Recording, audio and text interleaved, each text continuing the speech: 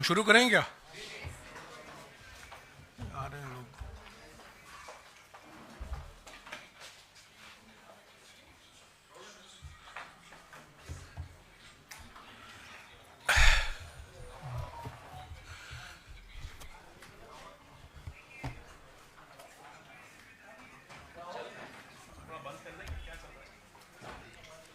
दो मिनट।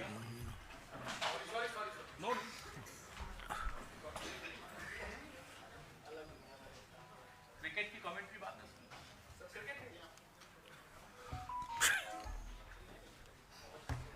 चलिए स्टार्ट। नमस्कार साथियों, आज का दिन हमारे पार्टी के लिए कहीं खुशी कहीं गम का दिन रहा है।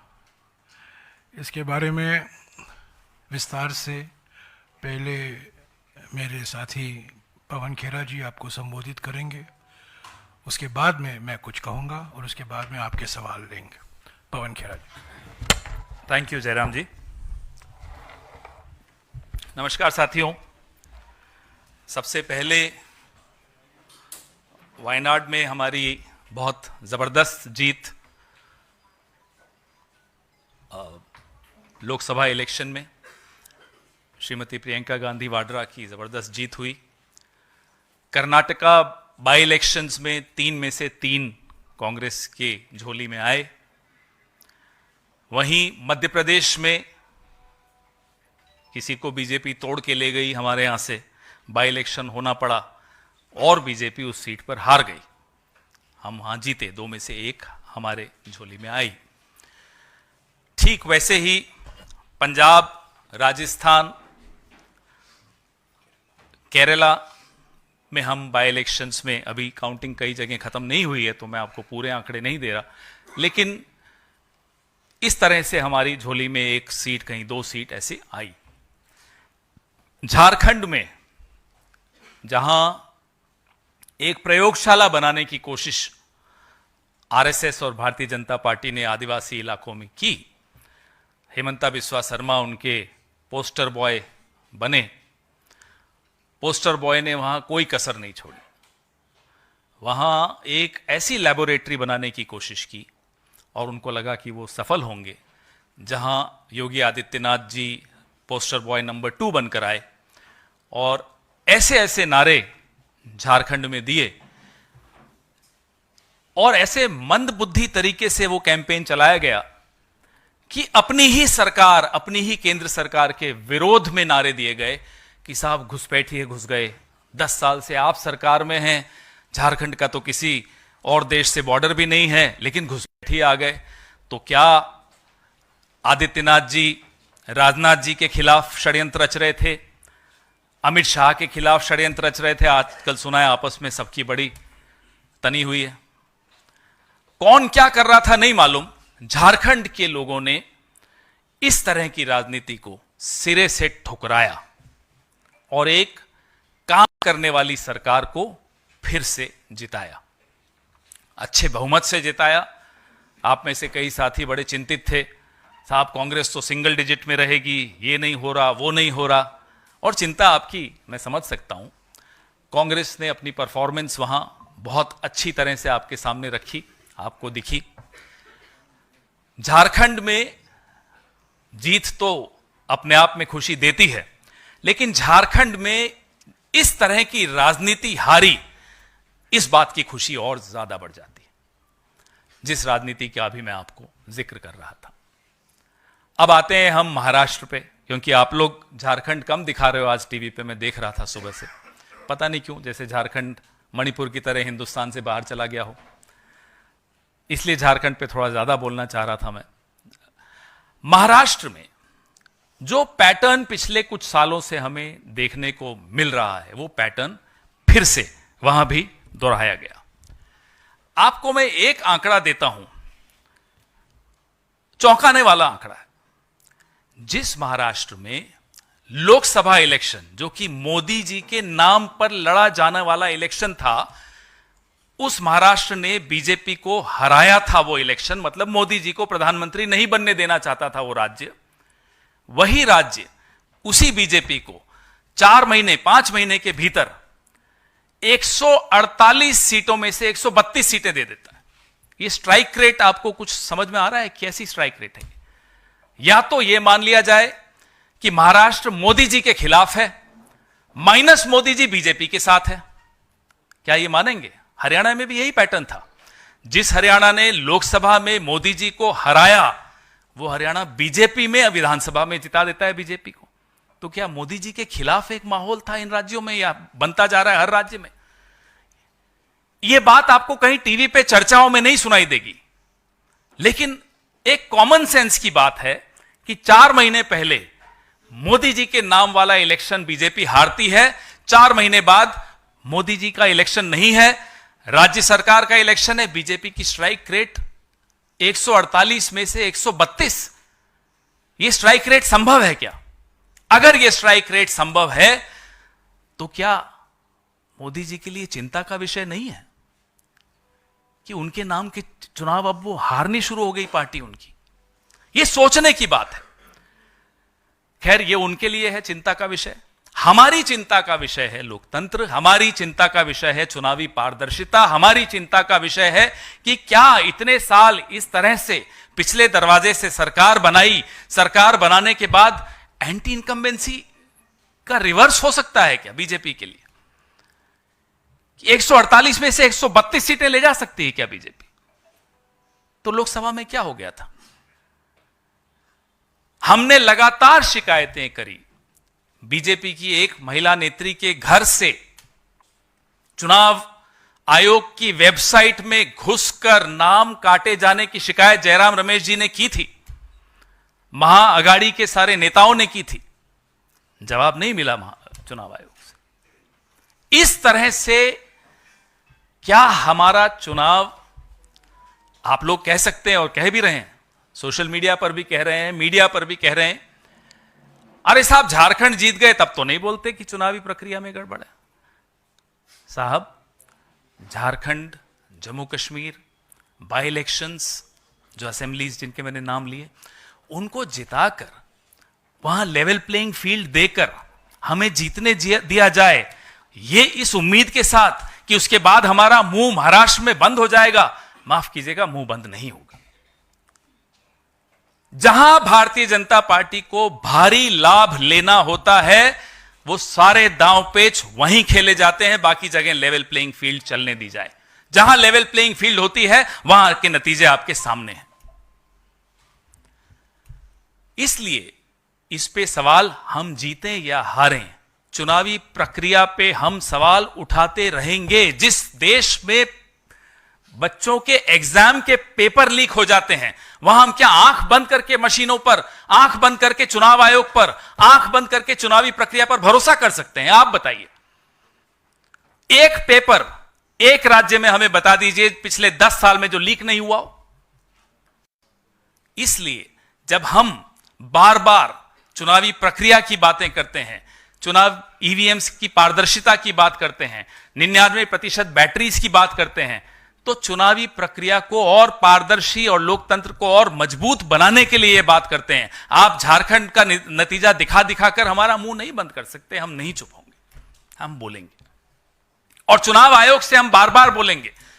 आज तक शेरो शायरी के अलावा हमें कुछ सब्सटैंटिव जवाब नहीं मिलता, जो हमने ऐसे मुद्दे उठाए हैं, जैसे कि अभी मैंने आपको उदाहरण दिया पुणे वाला, लिस्ट दी गई कॉन्स्टिट्यूएंसीज की कि यहां यहां रेड और ग्रीन मार्किंग हो रही है। बीजेपी के नेता रेड मार्किंग मतलब इन नामों को हटा दिया जाए वोटर्स लिस्ट से। हमने लिस्ट दी, उसका जवाब नहीं आया। 99% बैटरीज के बारे में आज तक जवाब नहीं दिया। शेरो शायरी जरूर आई, वो भी बड़ी वाहियात प्रकार की शेरो शायरी थी, उसमें भी कोई मनोरंजन नहीं था। तो इस तरह से अगर चुनाव होंगे और बड़ी शातिर तरीके से हमारा मुंह बंद कर दिया जाए, हम लगातार, हरियाणा में भी हमने ये आवाज उठाई कि हमने ही नहीं, सिविल सोसाइटी, एनजीओज ने उठाई कि ये वोट शेयर कैसे बढ़ गया, वोटिंग परसेंटेज कैसे बढ़ गई। 1 घंटे, 2 घंटे, 3 घंटे, 12 घंटे में बढ़ता चला जा रहा है चुनाव खत्म होने के बाद। ये कैसे हो रहा है? जवाब नहीं आता। आज से 5 साल पहले कभी आपके पास ये मुद्दा भी सामने आया था कि ये परसेंटेज कैसे बढ़ रहा है चुनाव खत्म होने के बाद? रोज हर चुनाव के बाद और काउंटिंग से पहले कहीं ना कहीं आपके ही चैनल्स पे, सोशल मीडिया हैंडल्स पे ये खबरें चलाई जाती हैं, दिखती हैं, वीडियोस दिखाई देते हैं कि बीजेपी के नेता की गाड़ी में ईवीएम मशीन मिली कल नागपुर में, कल रात को, परसों। कोई जवाब नहीं। क्या चुप्पी से चुनाव आयोग अपने आप को, रात की नींद कैसे आती होगी इन लोग? चुप रहना कोई उत्तर होता है क्या? इसलिए इस देश की सबसे पुरानी पार्टी, इस देश की सबसे बड़ी पार्टी, इस देश में 54 साल 7 महीने शासन में रहने वाली पार्टी की हैसियत से और प्रमुख विपक्षी दल की हैसियत से हम अपनी ये जिम्मेदारी समझते हैं कि इस तरह के सवाल जो कि भारतीय जनता पार्टी को बड़े परेशान करते हैं, हम उठाएंगे, क्योंकि हमें आने वाली पीढ़ियों की चिंता है, हमें लोकतंत्र की चिंता है, हमें इस देश में पारदर्शी चुनाव करवाने की जिम्मेदारी हम अपनी भी मानते हैं। मैं जयराम रमेश जी से आग्रह करूंगा कि इस प्रेस वार्ता को आगे बढ़ाएं। शुक्रिया। पहले तो मैं झारखंड की जनता को बधाई देता हूं कि उन्होंने हमारे देश के लिए एक नया रास्ता दिखाया है, मार्गदर्शन दिया है। ध्रुवीकरण की राजनीति को निर्णायक तरीके से उन्होंने ठुकराया है। क्या क्या नहीं कहे गए चुनावी अभियान के समय। हेमंत बिस्वा शर्मा, उत्तर प्रदेश के मुख्यमंत्री, केंद्रीय कृषि मंत्री शिवराज सिंह जी चौहान, खुद गृह मंत्री और प्रधानमंत्री ने क्या क्या नहीं कहा।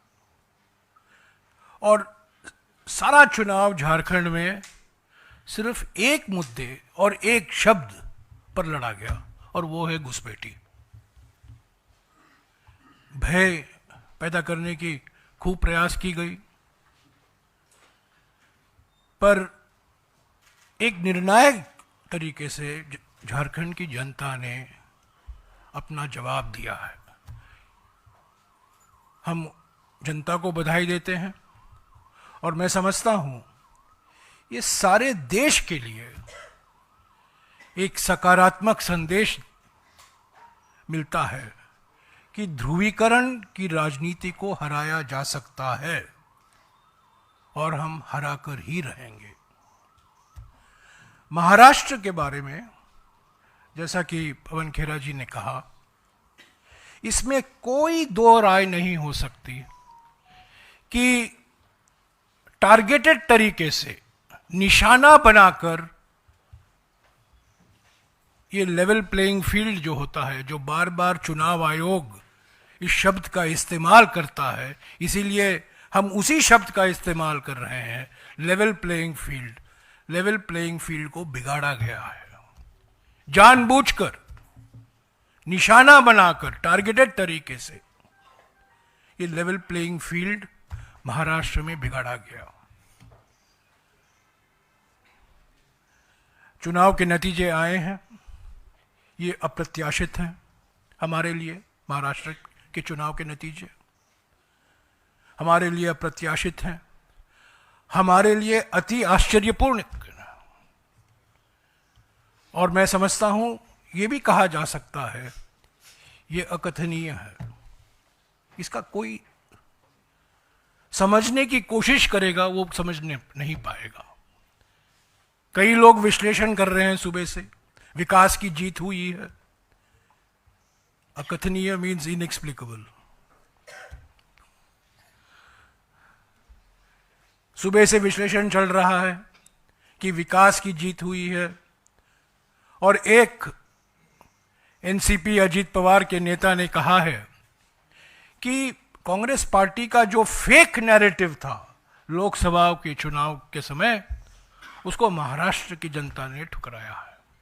ये बिल्कुल गलत है, इसमें कोई संदेह नहीं होनी चाहिए किसी के मन में कि जो हमारा लोकसभा चुनाव में जो एजेंडा था, जो हमने मुद्दे उठाए थे, आर्थिक असमानता, सामाजिक ध्रुवीकरण, संविधान की सुरक्षा, जाति जनगणना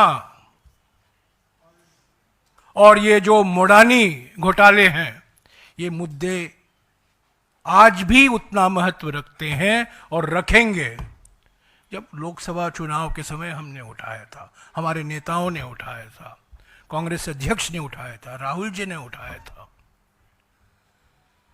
जाति जनगणना, 50% आरक्षण की सीमा अनुसूचित जाति, अनुसूचित जनजाति और ओबीसी वर्गों के लिए, मोडानी घोटाला, ये सब मुद्दे रहेंगे और हम समझते हैं महाराष्ट्र की जनता ने इसको ठुकराया नहीं है। कैसे ये नतीजा आया है, इस पर जरूर हम और जांच करेंगे, इसका विश्लेषण होगा, ये स्वाभाविक है। पर आज हम ये कह सकते हैं कि जो जीता है उनको भी ये अनुमान नहीं था कि ये नतीजा आएगा।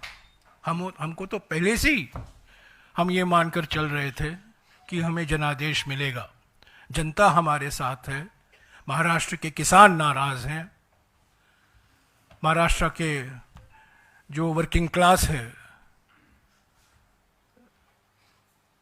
उसके सरकार के खिलाफ है। और एक माहौल जो था महाराष्ट्र में 4 महीने पहले, 5 महीने पहले, वो आज भी वही माहौल है, ये हम मानकर चल रहे थे और सभी लोगों का ये मानना था। पर जो नतीजे आए हैं ये बिल्कुल इसके विपरीत हैं। पर इसका माने ये नहीं है कि हम हमारे एजेंडे से पीछे हटेंगे।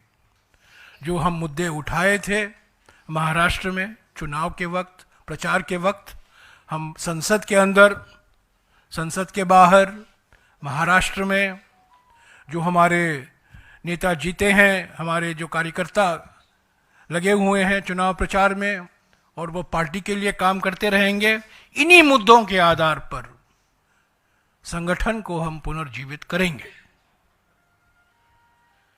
धक्का मिला है, ये बिल्कुल जरूरी है, पर ये धक्का दिया गया है। कोई षड्यंत्र है कहीं भी हमें हराने का? तो साथियों, जैसा कि मैंने पहले कहा, आज हमारे लिए कहीं खुशी है, कहीं गम भी है, कहीं जीते हैं, कहीं हारे हैं। पर एक बात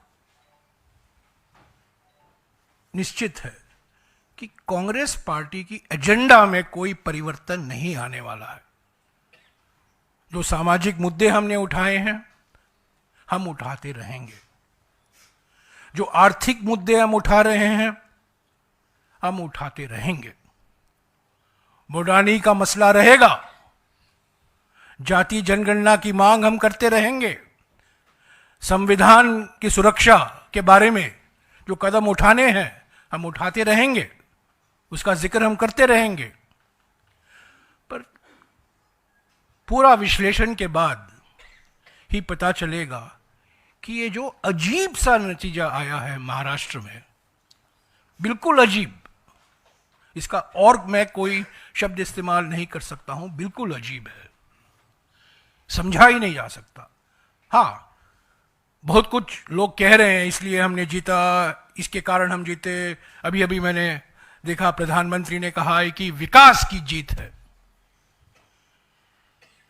तो ये सब मैं समझता हूं, ये इनको जो ज्ञान आई है चुनाव के नतीजे के बाद, ये भाषा नहीं थी चुनाव के नतीजे के पहले। तो ये एक टारगेटेड निशाना बनाकर ये नतीजा निकाला गया है। पर हमारा हौसला कमजोर नहीं हुआ है। हम हारे हैं जरूर, पर हार जीत होती रहती है। हम लड़ेंगे, लड़ते रहेंगे, जनता की मुद्दे उठाते रहेंगे, और संगठन में जो और मजबूती से हमें काम करना है, महाराष्ट्र में खास तौर से जो कदम उठाने हैं, मैं समझता हूं अगले कुछ दिनों में कांग्रेस अध्यक्ष और राज्य के जो नेता हैं उनके बीच में बातचीत होगी और जो कदम उठाने हैं उठाते रहेंगे। अगर आपके कुछ सवाल हैं तो अभी और। जयराम सर। हाँ जी, नहीं एक मिनट जी, इस साइड से, क्योंकि आलोचना होती है कि हमें। हाँ, yes sir. Right wing Sir, दक्षिण। yeah, sir. So my question is that there is an allegation, there is a statement that is coming in from the TMC saying that in every election, the TMC tries to block the BJP, and now at the national level, it is not Congress but the TMC that should in fact be appreciated and should be pushed forward to defeat BJP. How does the Congress sees this statement? We are discussing Jharkhand and Maharashtra. To the best of my knowledge, TMC is not a player in either of these two states. But they should be the player now is what the... We are discussing, I don't want to discuss issues that are not of great relevance to the issue that we are discussing, which is the election results. अच्छा जयराम जी, अभी आप लोगों ने कहा कि झारखंड में ध्रुवीकरण की राजनीति हारी है, लेकिन महाराष्ट्र में फडणवीस भी यही बात कह रहे हैं कि वहां कांग्रेस ध्रुवीकरण की राजनीति कर रही थी और वहां वो इसलिए हारी है। कौन कर रहा था? थोड़ा कंफ्यूजन है। नहीं, अब मुझे नहीं लगता देश में किसी को भी ऐसा कोई कंफ्यूजन है कि ध्रुवीकरण की राजनीति कौन करता है। 75-76 साल में अगर 54 साल 7 महीने हम सरकार में रहे हैं तो कम से कम इतना तो समझ लीजिए कि ध्रुवीकरण करके तो नहीं रहे होंगे। सबका वोट मिलता है तभी हम जीते। और जैसा कि जयराम जी ने कहा, हमारा जो समावेशी जो हमारी विचारधारा है और समावेशी नीतियां हैं, उससे कतई कोई समझौता नहीं होगा।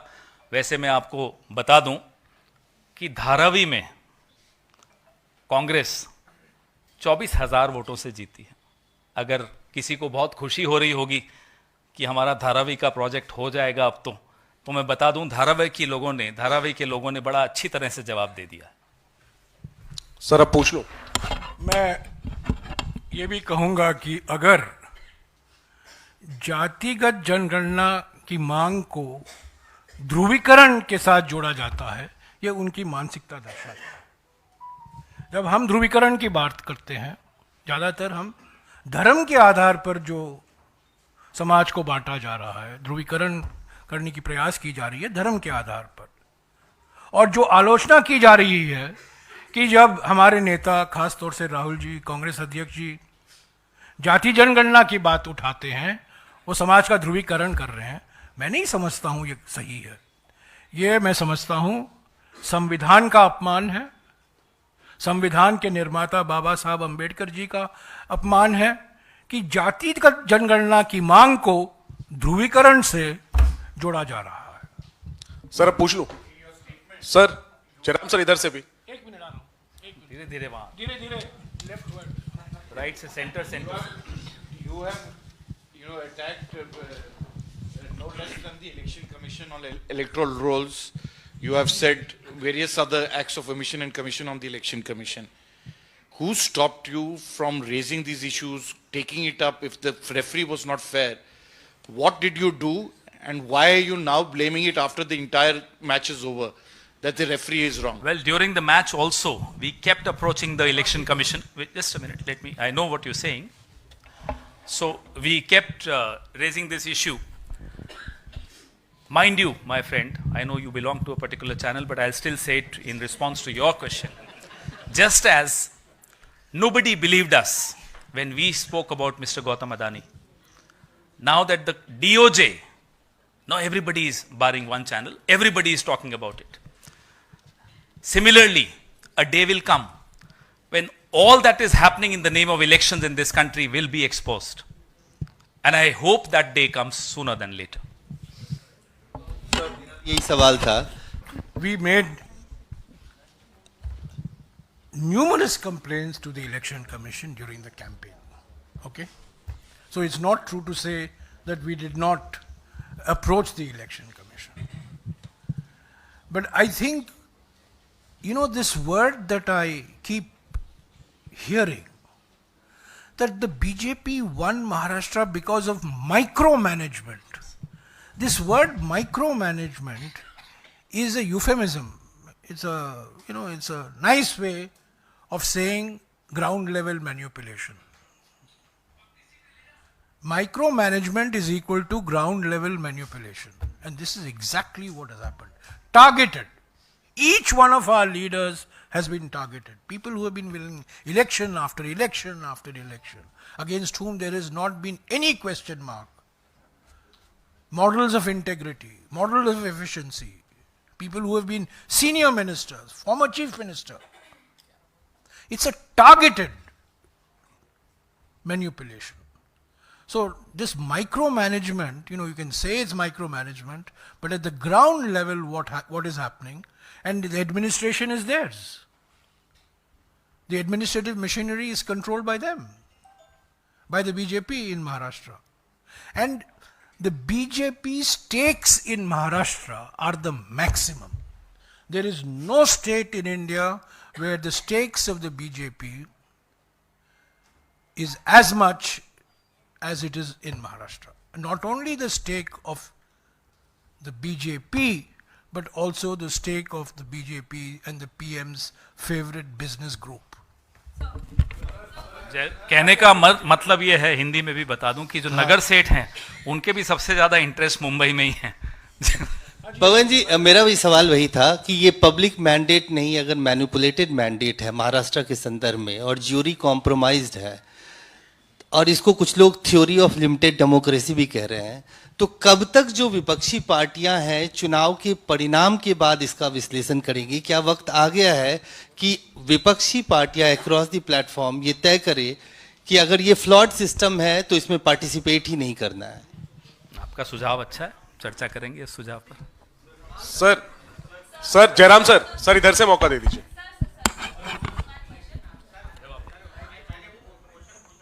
लेफ्ट। ये मैं आपको एक जवाब दूंगा। ये लॉ जो हो गया है ना, फ्लॉ बन गया है। और सही जवाब आपने उठाया। सारे विपक्ष पार्टियों को एक होकर एक आवाज में अपनी आवाज उठानी चाहिए। इसीलिए आपको याद होगा, हम इंडिया जनबंधन के पार्टियों ने लगातार 10-11 महीने तक हमने कोशिश की इलेक्शन आयोग से मिलने की, वीवीपैट के मसले पर। हमें समय नहीं मिला, हमें अपॉइंटमेंट नहीं मिला। हमने एक दस्तावेज भी सौंपा इलेक्शन कमीशन को, पर कभी इस मामले पर हमें मौका नहीं दिया गया। तो लड़ाई हम लड़ते रहेंगे, चुनाव हम लड़ते रहेंगे। कभी जीतेंगे जहां लेवल प्लेइंग फील्ड है, और कभी हारेंगे जहां टारगेटेड निशाना बनाया जाता है कि लेवल प्लेइंग फील्ड को बिगाड़े। जैसा कि अभी सबसे लेटेस्ट इसका नमूना मिसाल है महाराष्ट्र। हाँ जी sir, Jairam sir, left, come back. Hello sir, यही जो सवाल आपसे पिछले दो किए गए हैं। जी सर, शुक्रिया। सर, यही जो सवाल आपसे पिछले दो किए गए हैं, आपने हरियाणा के नतीजों को तंत्र की जीत बताया था, आज महाराष्ट्र के नतीजों को षड्यंत्र बताया है।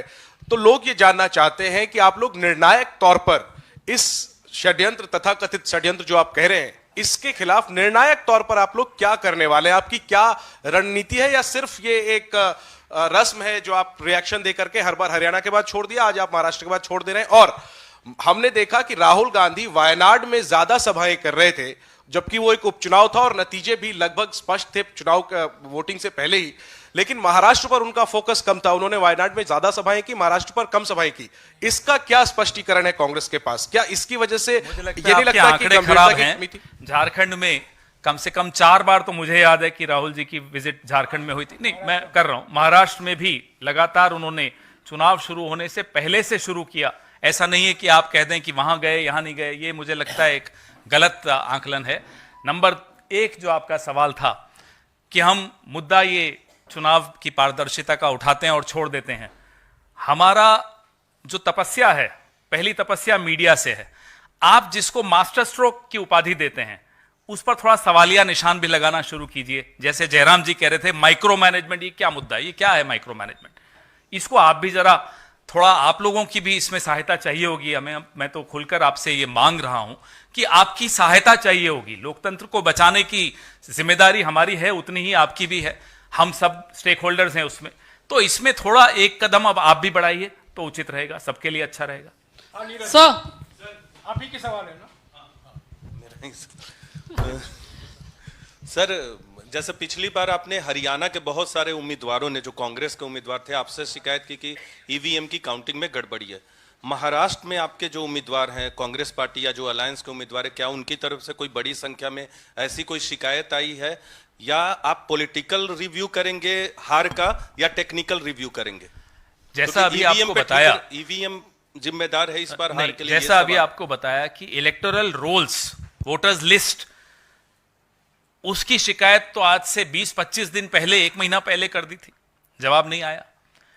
ऐसे ही हमारी जितने भी गठबंधन के हम सदस्य हैं, सब अपना अपना विश्लेषण करके, अभी तो रिजल्ट आ ही रहे हैं, जो भी होगा वो आपसे भी साझा करेंगे और चुनाव आयोग तक भी जाएंगे, और जो भी हथियार हमें अपने बदलने होंगे तो बदलेंगे भी। सर आपका सर शिकायतें आ रही हैं, मैं सीधा जवाब दूंगा। शिकायतें आ रही हैं, अभी और वक्त लगेगा। आपको याद होगा हरियाणा में जब नतीजे निकले थे 8 तारीख को, करीब 1.5 दिन लगे थे सारे शिकायत आने में, और हम चुनाव आयोग को गए।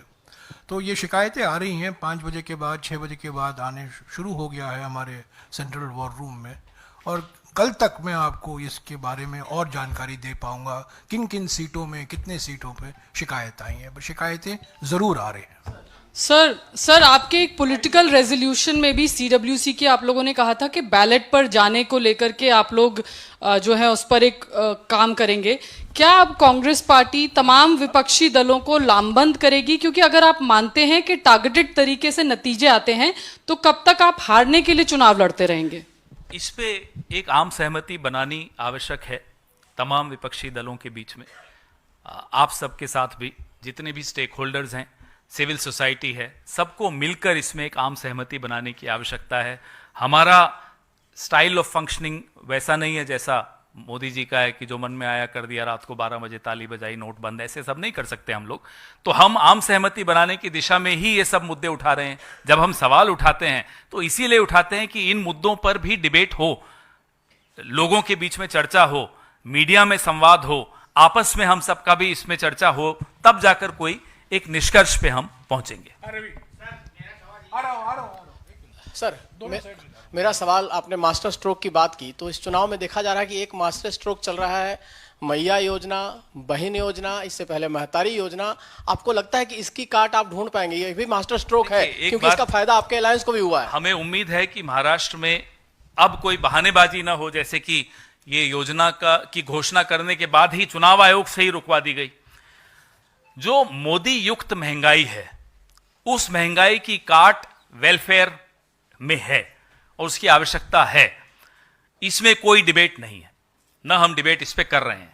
हम ये कह रहे हैं कि ये अस्वाभाविक है, अप्रत्याशित है कि 148 सीटों में से 132 सीटें उस पार्टी को मिल रही हैं जिसको 4 महीने पहले मोदी जी के नाम पे ठुकराया गया। जिस जनता ने, वही जनता उनको अब इतना ज्यादा दे रही है। तो ये मोदी जी के लिए भी चिंता का विषय है और बीजेपी के लिए भी चिंता का विषय। सर, एक नारा दिया गया, बटोगे तो कटोगे, एक हैं तो सेफ हैं। को लगता है इसका इम्पैक्ट हुआ? क्योंकि आज योगी आदित्यनाथ ने जब ट्वीट किया है नतीजों को लेकर, उसमें भी उन्होंने इन दोनों नारों का जिक्र किया। को लगता है कि इम्पैक्ट हुआ महाराष्ट्र चुनाव? जिस व्यक्ति ने ये नारा दिया वो बीच प्रचार के छोड़ के चले गए थे, तो मुझे नहीं लगता कि इन नारों का इस देश पे कोई प्रभाव पड़ता है। ये नारे चलाए जाते हैं, फिर ये तथाकथित, जैसा कि सर ने कहा, माइक्रो मैनेजमेंट की जाती है, तथाकथित माइक्रो मैनेजमेंट की जाती है। अगर ये नारा चलना होता तो झारखंड में भी चलता, जहां इन्होंने सबसे ज्यादा, आदित्यनाथ जी और हेमंत बिस्वा शर्मा जी ने इस तरह की बातें बहुत की थी। तो ये मैं नहीं मानता, और हम सबको इस देश की आत्मा पर भरोसा है कि इस देश की आत्मा इस तरह से बांटी नहीं जा सकती। ये वोट फॉर डेमोक्रेसी की रिपोर्ट आई, 79 सीट्स में घपला किया गया था। वोट फॉर डेमोक्रेसी, फिर अभी हरियाणा और जम्मू कश्मीर के इलेक्शन पर भी उनकी रिपोर्ट आई, उसके बाद एडीआर की भी रिपोर्ट आई थी, लेकिन आपने एक फॉर्मल एक ब्रीफिंग की थी वोट फॉर डेमोक्रेसी की रिपोर्ट पर जब आई थी, उसके बाद आपने इसको सीरियसली लिया नहीं, अब आप उसका नतीजा भुगत रहे हैं, ऐसा लगता है सर। सवाल क्या? सवाल यही है कि वो रिपोर्ट को जो है आपने सीरियसली लिया नहीं, जो इलेक्शन कमीशन के बारे में जो कहा कि भाई ट्रांसपेरेंसी नहीं है, सब गड़बड़ जो किया है, वो जो सीटें हैं 79 सीट्स वगैरह का जो था मामला। नहीं तो आपकी ऑब्जर्वेशन है, इसमें सवाल अभी मेरी भी नहीं मिला। ऑब्जर्वेशन नहीं है, मैं ये कह रहा हूँ कि पार्टी की तरफ से जब आप आज ये अगर हम बार बार ये मुद्दा उठा रहे हैं, जी, चुनाव के पहले भी उठा रहे हैं, लगातार चुनाव आयोग में भी जा रहे हैं, लगातार आपसे भी इस तरह की बातें चर्चाएं कर रहे हैं, तो इसीलिए कर रहे हैं कि इस पे एक आम सहमति बनाई जा सके, एक प्रेशर सरकार पर आ सके, चुनाव आयोग पर आ सके, सोता हुआ जमीर उनका जाग सके। Sir, some of your Maharashtra Congress leaders have also expressed a concern that. एक मिनट। जब मैंने कहा कि जो हम मुद्दे उठा रहे हैं हम उठाते रहेंगे, उसमें मैं मणिपुर भी जोड़ना चाहता हूं। मैंने कहा जाति जनगणना, संविधान की सुरक्षा, 50% आरक्षण की सीमा, मोदानी, मणिपुर भी एक बहुत गंभीर मुद्दा है जो महाराष्ट्र के नतीजे से अचानक उड़ नहीं गया, कहीं बाहर निकल नहीं गया है। तो ये मानना कि जो मुद्दे हम उठाए थे महाराष्ट्र के चुनाव के वक्त, अभियान के वक्त, वो मुद्दे अभी नहीं रहेंगे, ये बिल्कुल गलत फहमी में किसी को नहीं रहना चाहिए। ये मुद्दे हैं और ये मुद्दे रहेंगे। Sir, a concern has been raised that during the seat sharing formula when it was getting decided, Uddhav Thackeray-led Shiv Sena was quite aggressive about it, and they have got those particular seats where the Congress party was having a stronghold. Do you also believe that there were some mistakes which have happened at that point of time, and that is one of the reason why the Congress party is not being able to perform well? See, I don't believe in instant analysis, okay? Only coffee can be instant, and analysis cannot be instant. So everybody has theories. I'm sure when the state level leaders will speak to the Congress President this afternoon had a word with the General Secretary concerned of Maharashtra, Mr. Ramesh Chanitala, and I'm sure in the next 24 hours, 36 hours, there will be a meeting where all these issues will be discussed. But you know, it's very easy to be wise after the event. The fact is, we had an alliance. We had three-party alliance. We had seat sharing. There were differences which were resolved. We fought unitedly. But we were up against a machine which was manipulating on the ground. We were up against a machine that had deliberately targeted, seat after seat after seat. I can tell you, I don't want to take any names, but total non-entities have won from the BJP. Total non-entities. But you, 1 minute, let me finish. Total non-entities have won. And senior Congress leaders, senior NCP leaders, senior Shiv Sena UBT leaders have been targeted. So I think this is targeted defeat. Target and defeat, and then call it micromanagement. I'm just making a comment that it cannot be across the board that you can target just like that. There has to be, that means you should have gone to the Supreme Court against whatever. It is targeting, they have targeted every seat that the BJP is contesting. That is what they have targeted. They have targeted 148 seats. Sir, आप मणिपुर का मुद्दा उठाते हैं, लेकिन पश्चिम बंगाल शायद कभी भी पश्चिम बंगाल को लेकर नहीं बोला जाता है। पश्चिम बंगाल में तालिबानी सजा दी जाती है, बीच चौराहे पर दी जाती है महिलाओं को, और साथ ही चुनाव में देखिए कई सारे ऐसे ईवीएम की बात हो या फिर हिंसा हो, लगातार हिंसा की चीजें दी जाती हैं। मुद्दे को उठाने का हम उठाएंगे। नहीं, वहाँ भी ईवीएम का मुद्दा होता है, मणिपुर का वहाँ भी मसला है। अब मणिपुर के मुद्दे हम उठाते रहेंगे और परसों हर राज्य का उठाइए ना, आप तो राष्ट्रीय स्तर के कल पार्टी। सर्वदलीय बैठक होने वाली है, उसमें भी हम ये मुद्दे उठाएंगे। मोदानी का मुद्दा उठाएंगे, मणिपुर का मुद्दा उठाएंगे, महंगाई का मुद्दा उठाएंगे, और हम उठाते रहेंगे, और जब पश्चिम बंगाल का वक्त आएगा हम उठाएंगे। Jairam sir, this side sir, on your left. Sir, आप कांग्रेस का ऑफिशियली अब स्टैंड क्या है ईवीएम को लेके? क्योंकि आप हरियाणा के बाद भी ईवीएम में कोई फॉल्ट है आप अभी कहते हैं। दूसरी चीज ये, 2018 के प्लेनरी सेशन में आपके पॉलिटिकल रेजोल्यूशन में आपने ये बात कही कि बैलेट पेपर पर हमें वापस जाना चाहिए। तो अब क्या आपको लगता है कि उस चीज के ऊपर आप दोबारा वापस आएंगे, या आप इसी बात पे लगता है कि ईवीएम कोई भी राजनीतिक दल एक लोकतंत्र में बंद कमरे में बैठकर स्टैंड नहीं ले सकता, न लेना चाहिए। आम सहमति बनाकर निर्णय लिए जाते हैं। आम सहमति बनाने की प्रक्रिया ही होती है कि आपसे भी चर्चा करना, सिविल सोसाइटी से चर्चा करना, आपस में बाकी विपक्षी दलों से चर्चा करना, लगातार चुनाव आयोग का दरवाजा खटखटाकर देखना कि वो जाग भी रहे हैं, क्या वो सजग हैं जो हम मुद्दे उठा रहे हैं उन पर। उसके बाद जब वो दरवाजे नहीं खुलते तब लोगों के बीच में जाना। ये आसान सफर नहीं होता, ये संघर्ष आसान नहीं होता। इसमें ऐसा नहीं होता कि आज निर्णय ले लिया और कल लागू हो गया। इसमें समय लगता है और समय लगेगा। ये सिर्फ मशीन का मामला नहीं है, ये प्रक्रिया की मामला। प्रक्रिया में मैनिपुलेशन हो रहा है। Sir, this is Suchandrama from IANS। एक सवाल। Not on West Bengal. No, not on West Bengal. 2 राज्यों में, एक में हार एक में जीत। एक में ईवीएम ने जिता दिया तो दूसरे में हरा दिया। तो गठबंधन एक जगह जीत गई, दूसरी जगह क्यों हार गई? तो आपसी ये जो निजी सीट शेयरिंग को लेके प्रॉब्लम थी, ये अगर सुलझा लेती तो कांग्रेस ने हरियाणा से क्यों सीख नहीं ली? जवाब दिया पहले। मैंने अपने ओपनिंग रिमार्क्स में भी कहा कि यही आर्गुमेंट इस्तेमाल की जाती है भाजपा द्वारा। अरे आप झारखंड में जीत गए फिर भी बोल रहे हैं चुनावी प्रक्रिया पर। जी हां, फिर भी बोल रहे हैं। झारखंड में जीतने के बाद भी बोल रहे हैं। जहां लेवल प्लेइंग फील्ड हमें मिलती है वहां हम जीत के दिखाते हैं। जहां लेवल प्लेइंग फील्ड भाजपा को लगता है अगर दे दी तो उनका और उनके नगर सेठ का भारी नुकसान हो जाएगा, वहां वो लेवल प्लेइंग फील्ड नहीं देते, जैसा कि अभी महाराष्ट्र में आपको सामने दिख रहा है। उसके बाद मीडिया में ऐसी थ्योरीज डाली जाती हैं कि साहब उनमें ना आपस में समन्वय नहीं था, उनमें सीट शेयरिंग। आपको मालूम है, आप तो बंबई आई होंगी चुनाव में, मुंबई में आई होंगी, आपको पता है कि देवेंद्र फडणवीस के पोस्टर्स और होर्डिंग्स से अमित शाह गायब थे। पूछा आपने कि समन्वय क्यों नहीं था? आपस में पार्टी के भीतर समन्वय नहीं था। आप हमसे पूछ रहे हैं कि हमारे गठबंधन में समन्वय नहीं था। पवन, एक सवाल इधर है। एक repeatedly these questions okay sir, Jharkhand में जीत की आपको सबसे पहले तो बधाइयाँ। सरकार में अब आप लोग किस तरह का योगदान चाहेंगे GMM के साथ, क्योंकि आप लोग ने भी 50 सीटों पे कॉन्टेस्ट किया था, मोर देन हाफ आप लोग जीते हैं। सो अब आप लोग का आगे की क्या रणनीति है झारखंड के लिए? सर, एक गठबंधन होता है और गठबंधन का एक धर्म होता है। गठबंधन के धर्म में जो भी दोनों पार्टी आपस में तय करती हैं, दो नहीं वहां और भी हैं हमारे गठबंधन के सदस्य, वही होगा। उसमें हम यहां बैठकर खुद ही सब कुछ बोल दें, गलत होगा। वो गठबंधन के धर्म के विपरीत होगा।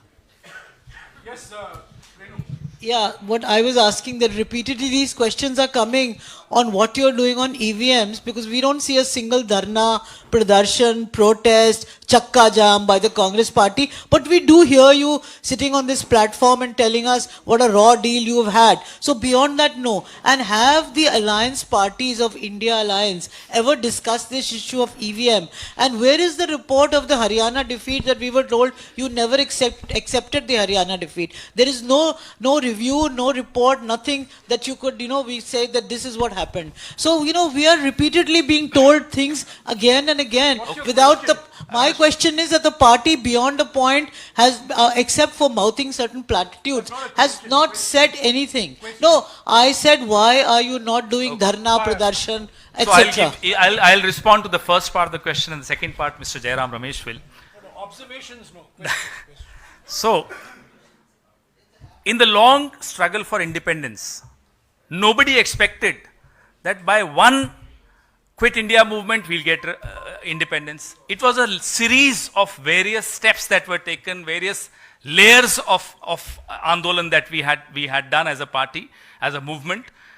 Any such challenge cannot be met by one dharna, one pradarshan, one press conference, one resolution, or one appeal to the election commission. It's a series of steps. We have to build a consensus amongst our own alliances. We have to create a consensus amongst the media, first of all.